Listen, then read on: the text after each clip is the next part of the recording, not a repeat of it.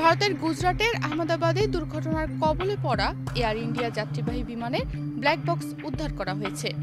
দেশটিতে স্মরণকালের ভয়াবহ বিমান দুর্ঘটনায় প্রায় ৩০০ জন নিহত হয়েছেন। Civil aviation minister Rammohan Naidu Kinjarapu এই তথ্য নিশ্চিত করেছেন। তিনি সামাজিক যোগাযোগ মাধ্যম এক্সে লিখেছেন, aircraft accident investigation bureau AAIB ২৮ ঘন্টার মধ্যে আহমেদাবাদের দুর্ঘটনাস্থল থেকে ফ্লাইট ডেটার রেকর্ড বা ব্ল্যাক বক্স উদ্ধার করেছে।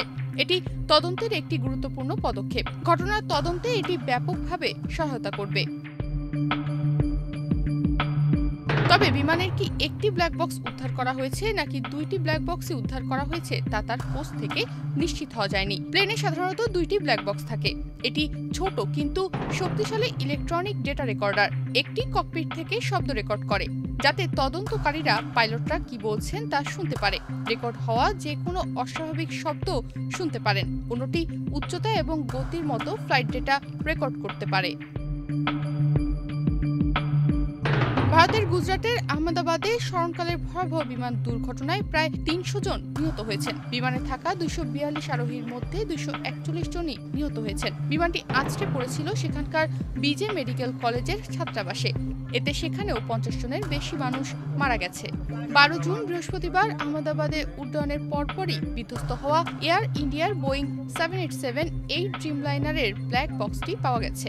বিমানের গুরুত্বপূর্ণ তথ্য রেকর্ড করার জন্য ব্যবহৃত এই যন্ত্রটি বিমানের ধাক্কায় ক্ষতিগ্রস্ত ডাক্তারদের হোস্টেলের ছাদে পাওয়া গেছে। ভারতের অন্যতম মারাত্মক বিমান দুর্ঘটনার কারণ উদ্ঘাটনে ব্ল্যাক বক্সটি গুরুত্বপূর্ণ ভূমিকা পালন করবে। যদিও এটিকে ব্ল্যাক বক্স বলা হয়, তবে এটি সাধারণত ধ্বংসাবশেষ এবং পানির নিচে সহজে দৃশ্যমান হওয়ার জন্য একটি উজ্জ্বল কমলা রঙের ডিভাইস। ব্ল্যাক বক্সটিতে বিমানের গতি, উচ্চতা, ইঞ্জিনের কর্মক্ষমতা এবং ককপিট অডিওর মতো গুরুত্বপূর্ণ তথ্য থাকে, যার মধ্যে পাইলট এবং বিমান চলাচল নিয়ন্ত্রণের মধ্যে যোগাযোগ অন্তর্ভুক্ত থাকে।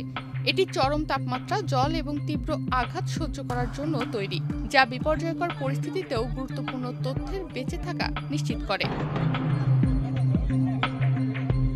ইস্পাত এবং টাইটানিয়ামের মতো অত্যন্ত টেকসই উপকরণ দিয়ে তৈরি এই ডিভাইসটিতে দুটি প্রধান উপাদান রয়েছে, ডিএফডিআর এবং ককপিট ভয়েস রেকর্ডার।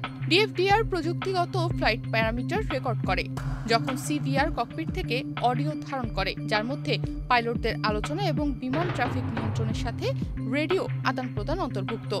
তদন্তকারীরা আশা করছেন এই ব্ল্যাক বক্স থেকে তারা এই বিমান দুর্ঘটনার আসল কারণ উদ্ধার করতে পারবেন। তনিমা রহমান, বাংলাদেশ প্রতিদিন।